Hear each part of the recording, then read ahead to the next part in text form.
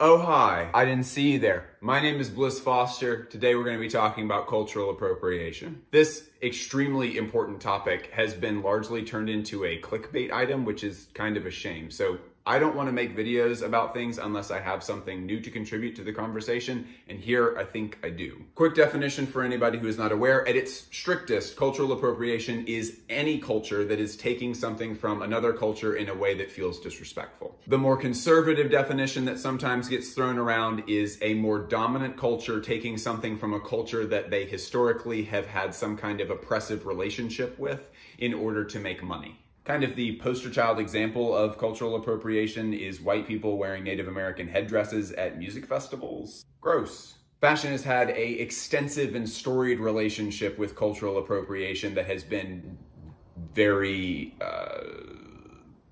just bad. It's been bad. We are going to hone in on a couple of specific examples here and look for a possible way for the fashion industry to continue to move forward in a way that is respectful and not exploitative. Here's my goal here. I would like for brands to become more respectful of other cultures. I live in the United States. Race relation issues are the single most important political topic to me. As far as social issues go, this is where my priorities lie. And I want this issue of cultural respectfulness to be something that actually takes root, because here's my concern as far as the public conversation around cultural appropriation is concerned. I am worried that the public outcry element of cultural appropriation is eventually going to set up an environment where the PR companies for these fashion brands just say, ignore it, it will go away.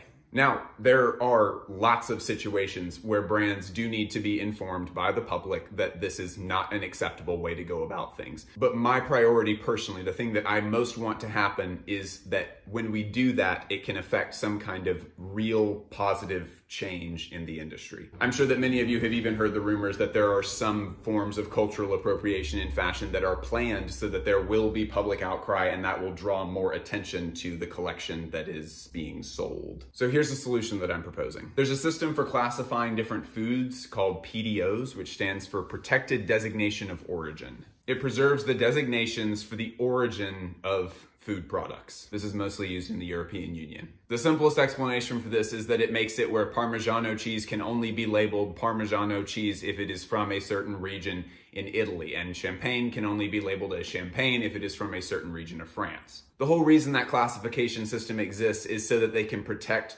the cultural origins of a product that that culture is really proud of. Fashion can do the same thing. Why does a system like that even need to exist in the first place? Well, because there's no way for a government to tell a company in another country, hey, you can't call this that because we said that that's our thing. It was created so that they could protect the artisans that originated a specific technique for making a certain kind of food. So a recent example of cultural appropriation that made the news was when Zara copied designs from indigenous peoples of Mexico. Zara has done this many different times, and in this case, the Mexican government even reached out to Zara to say, please don't do this. This is something that is directly from indigenous peoples that live in our country. This is wrong. And guess what? Zara did nothing. They just continue business as usual, and no one can really touch them. So to put that in a different context, a government reached out to Zara to say, stop it, and nothing happened. So there needs to be something that is outside of a government and that kind of supersedes, something that all governments kind of agree upon that they're not going to do.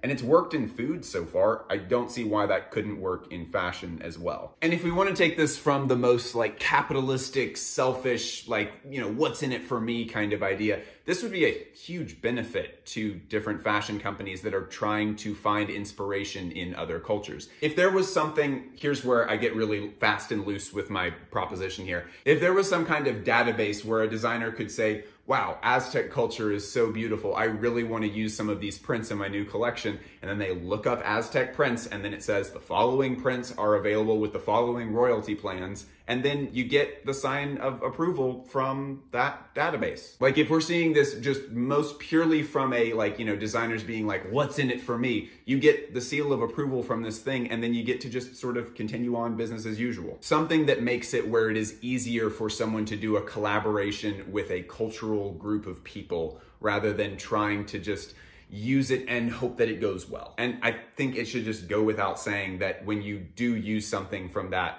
there should be credit given at a minimum, if not some kind of royalties plan. Because inevitably, if you're using a design in a really quick, just, it's just for this season, we're just gonna set all this stuff up, and then in 6 months, we're tearing it down and replacing it with something else, there's just a high likelihood that that's going to feel disrespectful. But if there was some organization that was working with the American Sioux tribe to say, hey guys, what exactly do you not want people to use? And then we're able to say, like, this icon, this type of dress, this shape of clothing, this color palette, these are things that are owned by this people group and that they do not want other people to use because they are used for religious purposes. There is no way to use this without it being disrespectful. You do not have permission to use these things. However, if you would like to use these things, here are the following royalty packages that makes them available. That seems like, one, it would be allowing more money to be flowing to those native people groups, and two, it would make it where no designer could claim that I just didn't know. To me, this seems like a win-win as far as moving forward with the cultural appropriation conversation is concerned. Now, I will say that the single most important part about cultural appropriation is having public dialogue about it so that we can all come to a better understanding about this.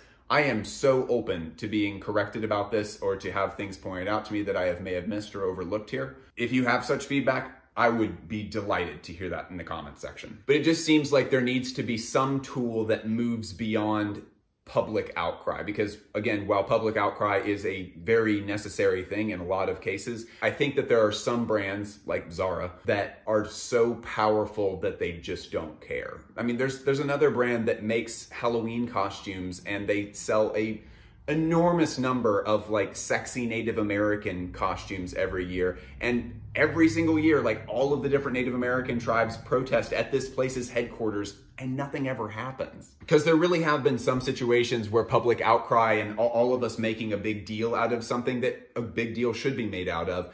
There are some examples where that has worked great. There just seem to be some companies that are big enough that they just ignore it and it goes away. So I'm throwing out what, I don't know, it may be a very flimsy solution, but it seems like there needs to be some extra piece of firepower that is added into this that makes it where it is a little bit more of a compulsory thing rather than one where, be respectful if you feel like it. The respect and non-exploitation of Native cultures it's non-negotiable.